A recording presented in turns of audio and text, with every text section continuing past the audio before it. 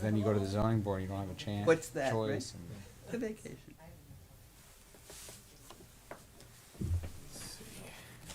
Is Matt coming today? I'm not sure. I haven't not heard from him. We have a report. Cohen, this company, real estate company's been defaulted on a bunch of loans now. The comments they made in the newspaper suggested Yeah. that Oh, he it was more did? of a Yeah. I'm wondering, because I had. No, it came up in the conversation that we had, and I said, absolutely. I don't think he's in. Thanks, Fred. 10? Okay, thanks.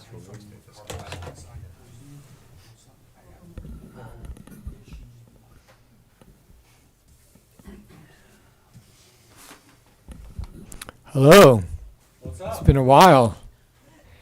Thank you for coming, and also we welcome. The public doesn't Not know yet. who you are. Well. The tagline is "Welcome, ladies and gentlemen, to the meeting of the Planning Board of the Village of Rye Let us rise for a pledge of allegiance." I pledge allegiance to the flag of the United States of America and to the republic for which it stands, one nation, under God, indivisible, with liberty and justice for all. It's so long, we forgot our tagline. Anyway, welcome, and all those who are out there in TV land watching our streaming video, welcome to you. My name is Rob Goodman. I'm chair of the Planning Board. Also in attendance tonight are my colleagues Donald Crum, Scott Mendelson, Jeffrey Richmond, and Amy Schoen. John Grzan is excused. He's in Croatia right now. And Matt Retner will probably show up maybe later. We will see. Also in attendance is our village attorney, Robert Zitt, our superintendent of public works, Michael Nowak, and our village planning consultant from Hardesty and Hanover, Sarah Brown. Our planning board secretary is Tara Orlando, who we thank for all the effort she made on putting together our minutes for the last 6 months. Yeah. I think we're Yeah. up to date, and that is Tara's doing. And oh yes, and I always forget the most important man in the room, David Heiser, who's our liaison from the Board of Trustees. Welcome, David. You have to pipe up and say, what about me, right? You see, our first item is dealing with the minutes, and we have actually a number of minutes to deal with, and what I realize is that not all of us were here for all of these minutes, so there are some minutes without certain people and some minutes with, so I'm going to try to do this quickly through them. And we'll just have to adopt them or not adopt them. But anyway, the most recent minutes were December 14th, 2023. Scott and Jeff, you were actually absent. So I'm not even sure we have a quorum because Matt's not here. Without They them. could vote. Oh, right. They can vote? Yeah, they could vote on the minute. Oh, for the minutes? All right, well, then we don't have a problem. Is it? Esquire? Oh, wait a minute. If they weren't here, they can. If they were absent at the meeting, Yeah. they can still adopt the minutes. Can we do that? How would they know if they were fair? Right. You have to read the minutes. But they weren't, Yes, but even if you read If them they and you watched weren't the at the video? meeting, how do you know? they would have to watch the video and read the Right. minutes. I do think in the past, our practice has been that those people that did not attend these sessions abstained. And that probably makes sense. And there's no great urgency to have to get them done tonight. So I would say, those minutes that we don't have a quorum for of voting members, we'll just defer it until next month. So we'll defer December until next month, and November minutes. Everyone was here, so we can take a vote unless anyone has any comments relating to the November minutes. Nope. Okay, let's have a motion Moved. and a second to Second. adopt them. Okay. Mr. Crum, Yes. Mr. Mendelson, Yes. Mr. Richmond, Yes.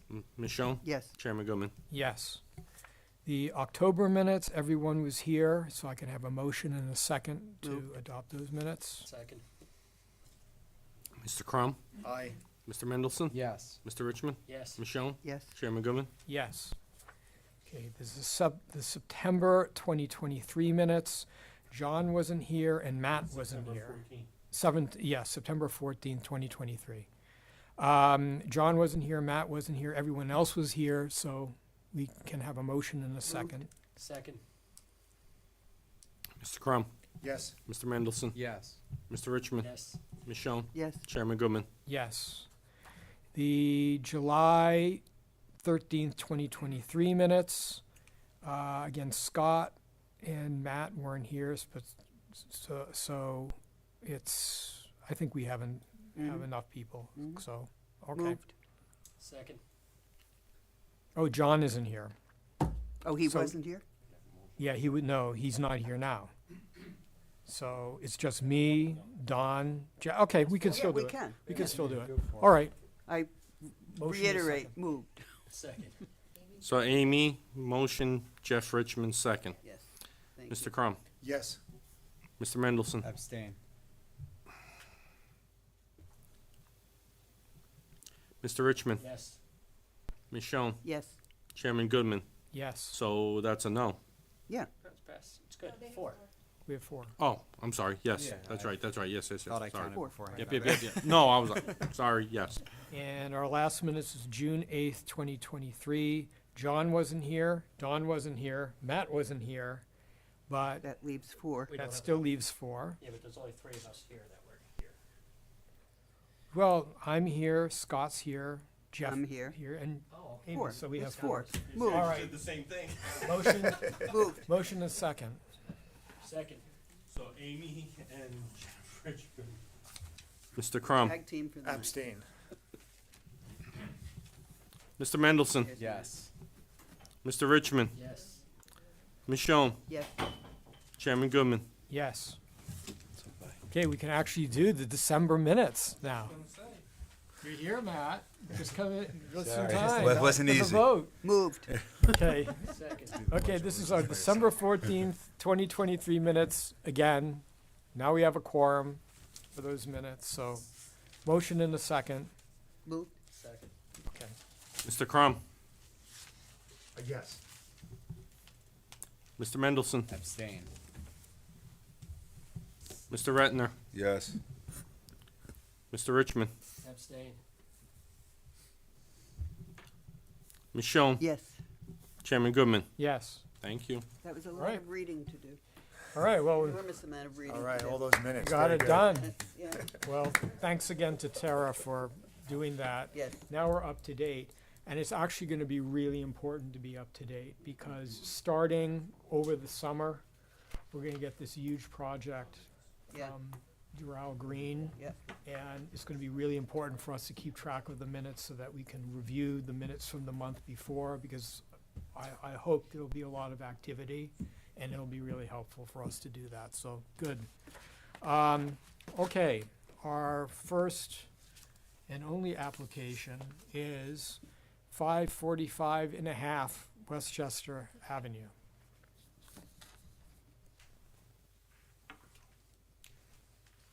Good evening, Mr. Chairman. Gary Gianfrancesco from Arconics Architecture PC. We're the architects and planners representing Castanea LLC with regard to this lot merger application, which is before you. The first exhibit that I put up on the board shows the development of this property, which predates the establishment of the village of Rye Brook. The building permit was issued by the town of Rye in 1975, 1976. The properties were in an R2F zone. Permitted uses at the discretion of the town board at that time would permit 2 professional spaces and 1 dwelling unit. The requisite number of parking spaces, 7, are indicated on the plot plan. The permit was issued to construct the new building. A CO was issued for the same. The plot plan, which is in the upper left-hand corner, shows the permitted site development, and which is how it has existed for 48 years now. This is really a housekeeping matter. The lot line should have been dissolved at the time a permit was issued, because neither of the lots could support the uses that are on them as of right. Do you have like an image that can show us exactly how the lots are contiguous with one another? Yeah, well, the There's next- one- the Yeah, next there's one. one that's sort of like nestled up against the building itself, and then there's another lot that's contiguous to it, I think. So, if I could point. from Yeah. that point. So the lot line is right here. Okay, So this was a 50 by 100, 50 by 100, and this was an irregular shaped parcel.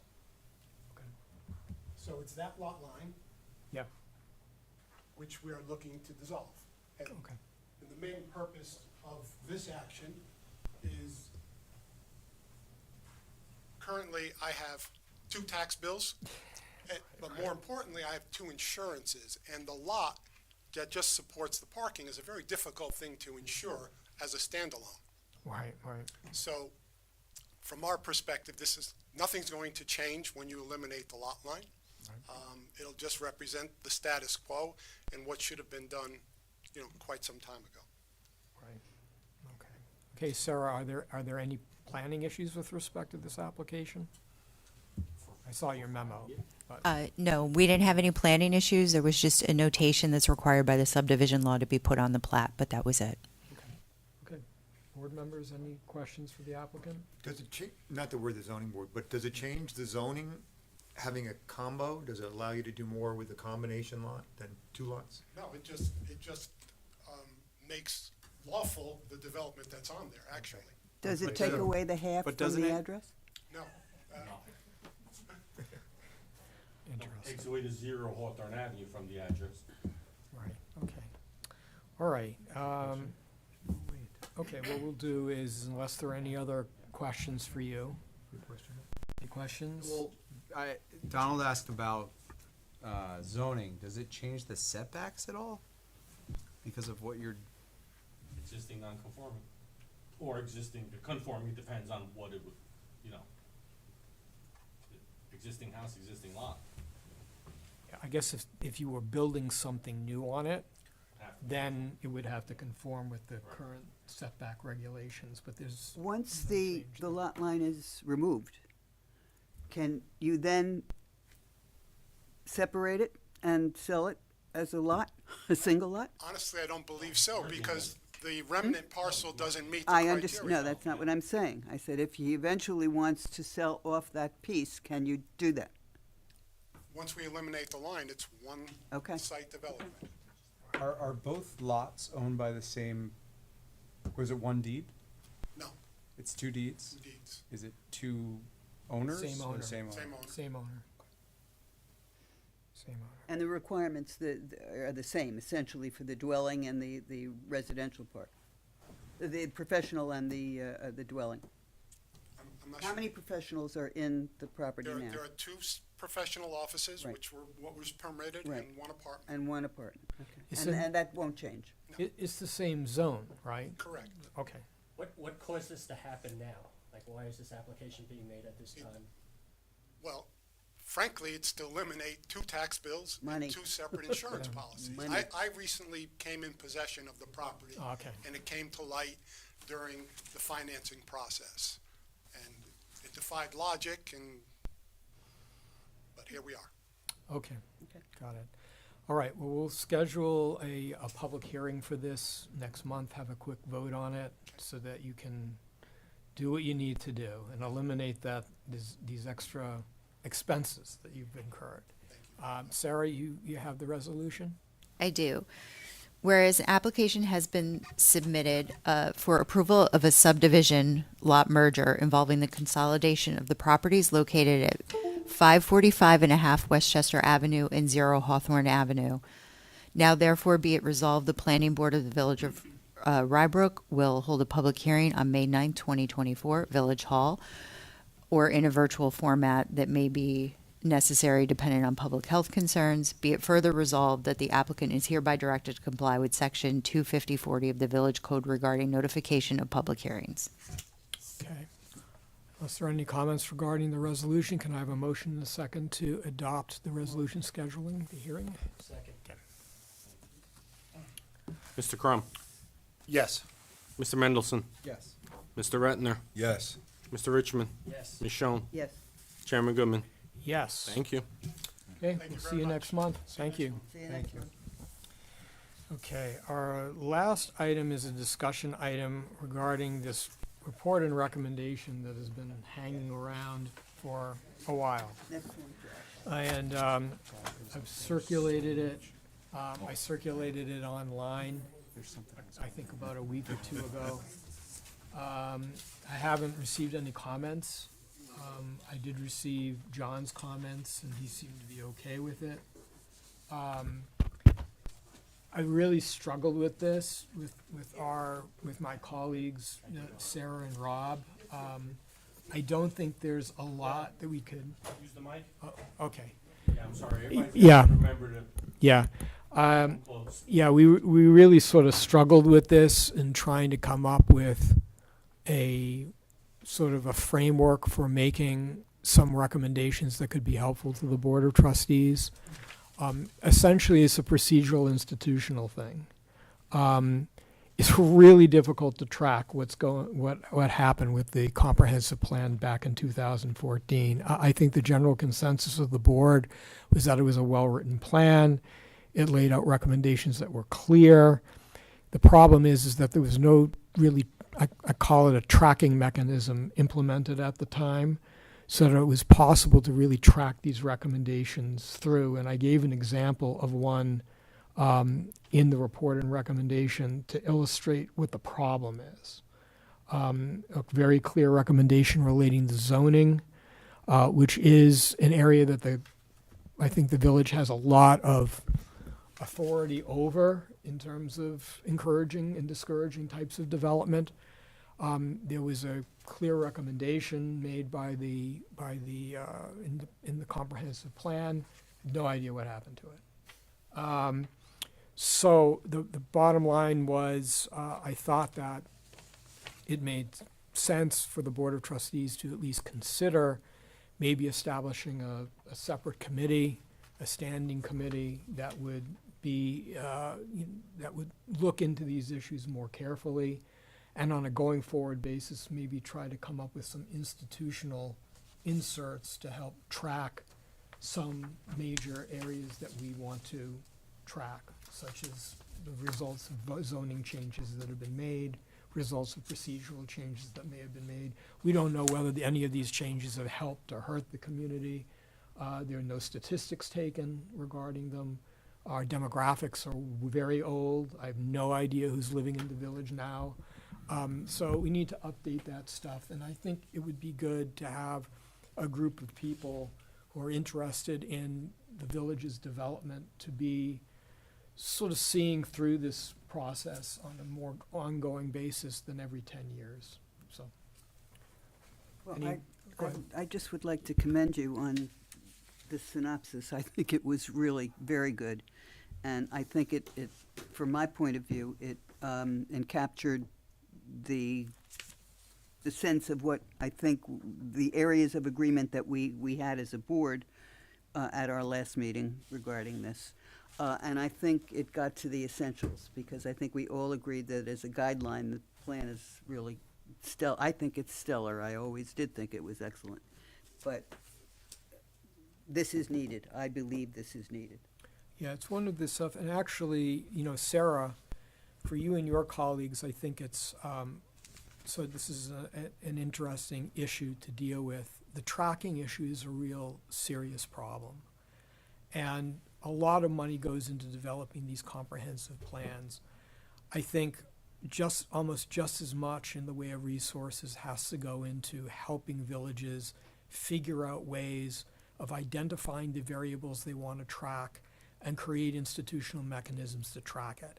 And that would require coordination of, let's say, building departments, other sort of departments within the village that actually do the work on the ground in order to maybe keep statistics of what they're doing that to help track a variable, so that at the end of a certain period of time, you just crunch the numbers and you come up with what's actually happened. What do you think? Yeah, I would agree. And as a firm that prepares comprehensive plans, this was something that we had noticed was going undone.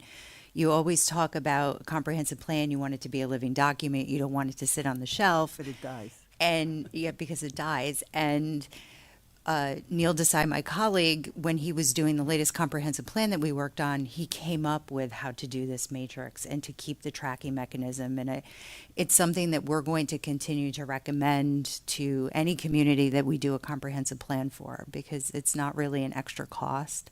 It's something that just gets developed as the plan goes. It's built in. Yeah. But there is the plan as the strategic document, and then there's the operational plan, which is how you're supposed to implement and track what's in the plan. And I think traditionally that has been lacking. And we are Yes. an absolute example of that happening. And you're not alone.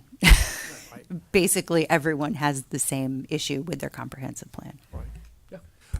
I like this a lot, but I have one comment / question. When you say standing, I realize we haven't, let's say, there's been no official mechanism to look at, what's happened with the plan that's almost 10 years old. Once everybody goes through that one time, I mean, is this going to be an annual exercise, or is this, could the committee sort of it's trying to figure out what is meant by standing. Well, one of the things I think the three of us struggled with was how much detail we should really put to this, because I think it's really very much a judgment call, and it really depends on sort of the volume and headiness of the development that is going on. If there are a lot of things going on, then I think it would be helpful to have a group of people sort of monitoring how the plan is being implemented in practice, and they can actually provide a lot of information to bodies like ours, which are working on a development project, and we want to know, well, how is this development project fitting into the comprehensive plan? And there would be maybe numbers that they could provide. Which a standing committee, I put it in there, it's a recommendation. Is it something that is in stone? No. There may be a decision at the end of the day to just set up a committee to try to create some linkage between the comprehensive plan that we have and what's going on, and then we'll see what happens. But I think the idea of having a body of people out there that is going to be monitoring the development of the village in accordance with the comprehensive plan is a big hole in our institutional development as a village, and probably in a lot of other villages. Whether it ends up being a standing committee or a temporary committee that's like the ethics committee. My wife was on the ethics committee. They met for twice a year for an entire year for 2 years, and that I don't know whether they've ever met since. So I think there's a lot of flexibility built into this, but I think in terms of the recommendation, I think it'll get the BOT's attention if we recommend it to be a standing committee, and then they can talk about whether it should be a standing committee. Right, and how long and how often. How long and how many people should. There's a lot of unanswered questions about who should compose this committee, how often they should meet. But I think that I could make up this stuff. We could make up this stuff as a recommendation, but I didn't feel like we had any principled basis for making any recommendation as to what the content of the committee should be. Yeah, I think ultimately that's what we agreed upon with this, that we don't want to get too far down the rabbit hole, because what if the Board of Trustees isn't interested in doing something like this? Or isn't it redundant? The comprehensive plan isn't binding. People are going to be elected to the Board of Trustees based on whatever issues are relevant at that time and their positions on them. They have no obligation to have future policy provisions linked to the comprehensive plan. Oh, no, Why? I don't agree. I disagree with that. Isn't the comprehensive plan enacted by the Board of Trustees? Yes, it approved is. by the Board But of it's not Trustees? binding. Every zoning decision or planning decision made by the village, thank you, thanks, has to be in line with the comprehensive plan. comprehensive So, plan. in some respects, it has to be a document that, the planning board and the zoning board and the village board of trustees binds themselves to. Right. And state law requires it, Right. right? I Yes. mean, we have to Yeah. come up with a I comprehensive. thought it was plan. optional. The plan you- itself it- is optional. Yeah, what's the law on it? No? You're not required to have a comprehensive plan. So my village, for example, where I live, doesn't have one, and they're just considering one, and it's a village that's been around Yeah. since So the if the board of- 1800s. So if the Board of Trustees want to make a change to the zoning code that conflicted with the comprehensive plan, they couldn't do that? They could do that, but that would be a basis for a lawsuit, right? So, in some litigations, where somebody is challenging something that a board has done, whether it be approve a project or disapprove a project, on occasion, we'll see a cause of action related to, the comprehensive plan and whether or not that development or proposed action is in line with it. Right. Now, our comprehensive plan has been, I think, broadly framed enough that we haven't run into those types Right. of issues. But we have had applicants, like in 900 King Street, that in their first presentation made the point that their project was consistent with the comprehensive plan and that it should be approved based on that issue. That was one of the major issues that they raised, which was the first time I had heard of the comprehensive plan being quoted back to us in support of an application. Well, look, also, you don't have to be bound to an approval of a project simply because the proposed action is in line with the comprehensive plan. Right. That was the advice that we had at the time as well, is that it did not limit our authority as a planning board to consider planning considerations and deciding whether or not the project was appropriate. But it did establish a certain big picture framework Right. that this was the type of project that was consistent with the development goals of the village. And so that was, and that I don't think was a controversial. But theoretically, it could have been controversial. You could have had a board of trustees with a completely different concept of development, which is possible. But I think that part of it is that if you take a comprehensive plan and it's not a living document, and there's no way of making it relevant to the decisions that you're making, it will die of neglect. I mean, Right. people just won't pay any attention to it. But I think, in the past, one of the things that has struck me as being positive about a comprehensive plan is it does give us some arrows in our quiver to push back against projects that we don't think are appropriate. It gives us cover. It may give the applicants an argument, but it also gives us reasoning for saying, there's the density of this project is too much. Or, we can't have, units with 6 homes in it. It does give us a certain sort of frame within which we can sort of make decisions and be guided by certain sort of big picture goals that the village has. And what we may find, if we do set up, even in the short term, a committee to look at this, contrary to what our evaluation may be, they may think that the comprehensive plan is completely out of whack, that the demographics are completely different, that the needs of the village are completely different. I thought this was, why don't you talk about this a little bit, because I thought that's. What Rob's talking about, we talked when we were talking about the comprehensive plan, and David pointed out that we should have information about what the community really wants and not try to infer based on our own judgment.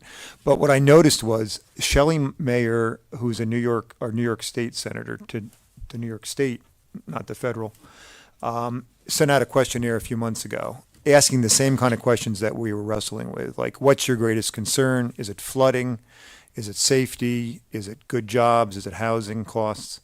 That kind of thing. And it's only about 6 or 7 questions, and then it's very limited sort of demographic. And I was thinking if we contacted her office rather than doing our own survey and getting her results, it might give us some input I don't know if they can do sort of a cut of just our village versus maybe the broader voting district, but it could give us some insight on, you know, Sure they can. and it asks you to rank, like, how important is flooding versus the schools or something like that. So it's pretty interesting. It's gonna have some kind of sampling bias if we just go off hers. You know, like a politician. Well, it's free. But we could, we could. I mean, look, it could be interesting to see if there are any results. Yeah, you're right. Because right now, we're sort of operating on nothing. Yeah, no, I understand. And it may, it may be, inform us on maybe a short questionnaire that the village can have on its website on a continuous basis. And have people on an ongoing, you know, you get up on the website, oh, I have an, you know, you look at the survey and it'll take these statistics on an on, it won't be just like every year you do this for like 3 weeks. It'll be like on the website and you know, the statistics will change, data will change on a real-time basis, and that may not be such a bad idea either. Do any municipalities have as part of their submissions? People, please talk into the mic. Sorry. Thank you. Do any municipalities that you know of, Sarah, have upon like I don't know how you would do it in a local tax document or something, but some sort of census when you purchase or sell? Does anybody utilize that kind of data to keep track of numbers and ages and? Oh, sure.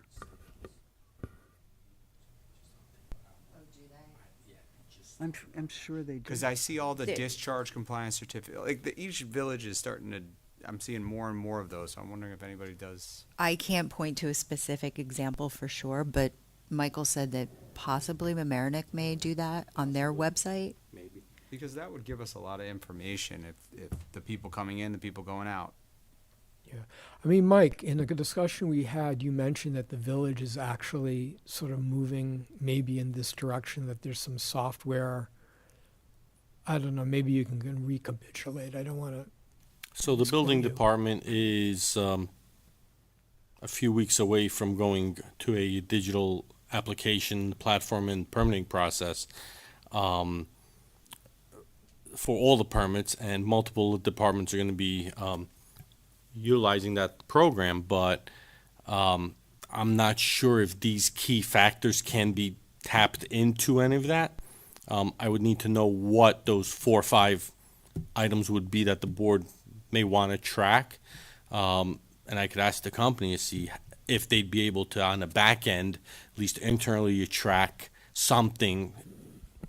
So, I mean, I just need a Tax framework assessor's of what you office want. also will have a lot of information that we can tap. The tax assessor. The tax assessors. The assessor's only gonna have who's on the roll. So you're gonna have to, that's why I'm looking at like if there's some sort of form to, welcome to Rybrook, this is the, you know, how many people do you have living there? Is it gonna be a rental property? Is it gonna be I don't even know if that's legal, but That's in the hall. That's in the hall. The census has There that. are records of those. Yeah. The census has, the census is public information. Yeah, That's done every 10 years. yeah. So, Right, but I don't think I think it's sort of national aggregated. I'm not sure how it breaks down, maybe by state, but I'm not sure, does it get? any by zip local? code, yeah, by some, By, yeah. Oh, that's true. right. That's right. true. Mike, it's actually worth asking the company about what sort of stats, because with AI and everything like that, I know a lot of companies are beginning to do that sort of thing, that they have sort of back end, as you say, sort of back end number crunching, and very, very quickly if you identify what you want, they can put together sort of a data profile for you. So if I were to ask them, what would be 2 or 3 points that we would be looking for? Like, what would be an example or 2 or 3 examples of what you're looking for? Well, for instance, take something like how many people are purchasing multifamily homes. You know, I mean, Yeah, see, because that's not a real estate program. It's a permitting process, so it wouldn't track that. I see. That would be the assessor's office then. Well, the school district probably has some of these stats too. Like, I'd be curious as like school age population trends. Do they see it growing, shrinking? I mean, they staying must the same? look They at must look They, at it. they have that data, sure they do. Now, I realize we have 2 school districts in our village. So we'd have to, do they have a breakdown of, you know, how many in each village, et cetera? Each school district hopefully has its own breakdown. Yeah, right. right. And then does Portchester separate it out? Do they separate it out that we could aggregate it back, you know, yeah. I want to continue this discussion, but I know, Scott, you have a deadline 7:30. 7:30. So what I'd like to do is see if everyone is in accord on the report and recommendation to deal with that, and at least, you know, finish that up as part of our what we're doing here. And then if we want to continue our discussion about, you know, how we can, you know, what sort of variables we can maybe track and continue, that's fine. And then Scott can do his parental duties. Oh, yeah. Me too. Are there any, you know, modifications or changes that anyone would like to make? Okay. Not for me, yeah. All right. If everyone is in accord, can I have, Before you, oh, yes, go ahead. I want to show you something from you. From me.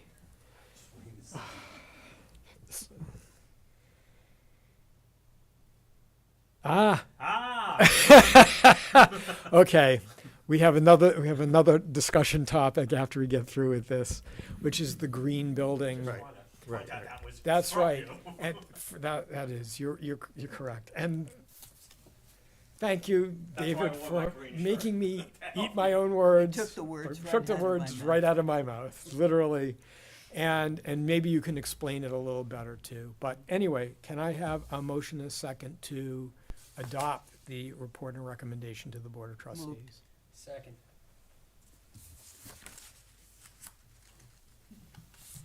Mr. Crum, Yes. Mr. Mendelson, Yes. Mr. Retner, Yes. Mr. Richmond, Yes. Ms. Schoen, Yes, Chairman Goodman. Yes. And then we need another motion and second to send it on to the Board of Trustees. move, Second. Mr. Crum, Yes. Mr. Mendelson, Yes. Mr. Retner, Yes. Mr. Richmond, Yes. Ms. Schoen, yes. Chairman Goodman. Yes. Thank you. Okay, David, let's talk Beautiful. about green buildings. Sure. I did- Basically, the Board of Trustees is very interesting. David, you got it. The mic. Yeah, Sorry, but you have to, unless you have your own mic there. For the record. Yeah, I didn't use my name when I got sworn in, so why should I use it? I'm not getting on that. The Board of Trustees is very interested in possibly making changes to our zoning code to incorporate more ideas of getting buildings to be greener, if there is such a word. New buildings and renovated buildings. And so what we're looking for are 2 members of the planning board to sit in on what probably will not be a standing task force. It will be a temporary task force to take part in this sort of discussion of how we can make new buildings and renovated buildings greener. And from there, I leave it up to your chairperson All right. to Well, I did, I mean, you guys saw my encourage email. interest. Does anyone have any interest in participating? I'm interested if you're interested in a skeptic.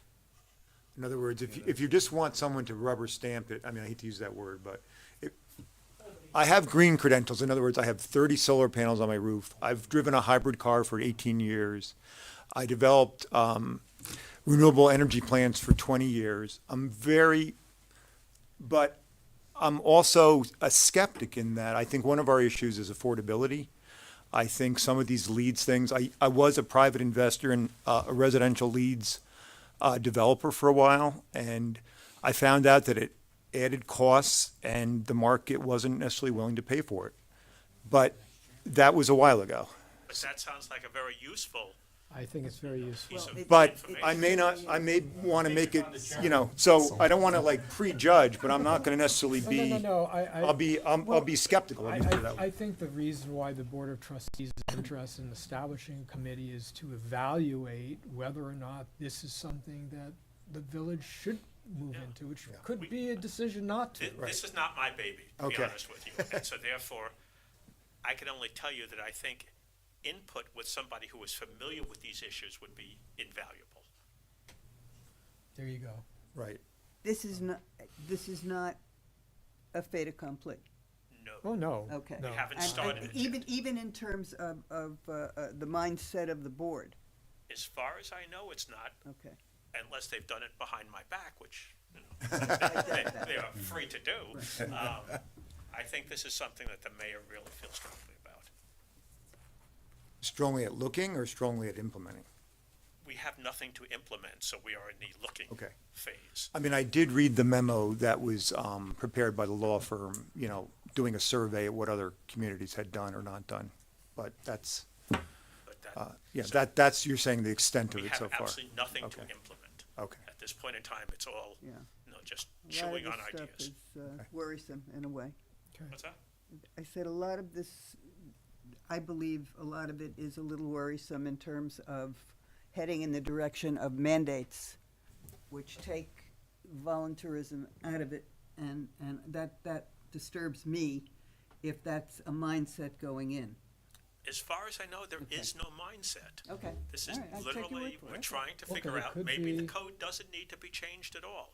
Or Maybe it we're could thrilled be with the code as it is. Or it could be a series of voluntary recommendations, standards that we would recommend that builders, and they may do it because it's good press for them to do it. Don't know, but it sounds like it's an open issue, but Good for exploration. it's good. As Okay. far as I know, it's a tabula rasa. Yeah. Anyone else beside me? You're interested? Yeah. Wow, it's We were it's not looking my for two from the it's not planning my board. strong I think there suit. will be two people from my board. I don't know who from my board it will be. Please, I Okay. literally know nothing other than the fact that I was asked to speak Okay. to. Well, how about this? The For the chair. sake of being able to move things forward, Don has been kind enough to volunteer. I will volunteer too. Okay. But if another board member is interested in this, I'm happy to step down and have them take over. You seem So I- borderline eager. I'm not, and it's no.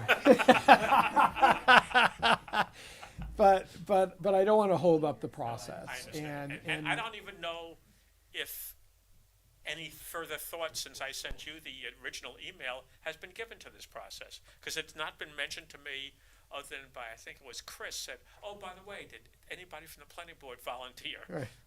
Well, you can say that you have Don and me, and we'll happy to participate. It would be interesting to see what other members of the village think about this, because I mean, I have solar panels on which I I'm know- still I know paying, you which do. I'm still paying for, and it's a really fine line between what is really environmentally sound and would really advance the ball and having sort of a green community, and that it's a fad that everyone's just chasing after, which ends up being extremely costly, and you're not really improving the environment at all. So it's an open, I mean, it's an interesting idea. I'm interested in exploring And it. I assume we're going to want to have at least one person from the zoning board also. Yeah. I just, as I say, this is not my baby. Right. Because I'm liaison here, I've been tasked with. Well, you can show me my own emails. Yes. You have the standing to do that. But yeah, you can tell the powers that be, whoever is interested, that they have at least two on their committee, and let us know when you're meeting. And again, for other board members, if it's something that all of a sudden you wake up in the middle of the night and you say, I have to be on this committee, it's fine. You You can will be on this graciously committee. step I will graciously step down, step aside. Thank you very Not a much. problem. There you go. All right. Well, Scott, we're meeting that deadline. Any other, you. last thing, educational programming. Next month, we may not have any applications. I have no idea. We will. We will. We actually have one, at least one. We have one today and we have another one coming down the pike. Okay. But there is an educational program proposed by Sarah on what was it, Sarah? It was on the effects of development. As eager as I am to volunteer, I believe on our call Bob was going to be doing it. Bob. Yeah. Okay, Bob. Yeah. What was it? What did we call it? Impacts of development and mitigation. Right. And that could be very relevant to some upcoming applications that we have on that. So, and we need to do some educational programming. We have 4 hours, I think, that we have to meet. Starting and at what time? At regular time or? Good.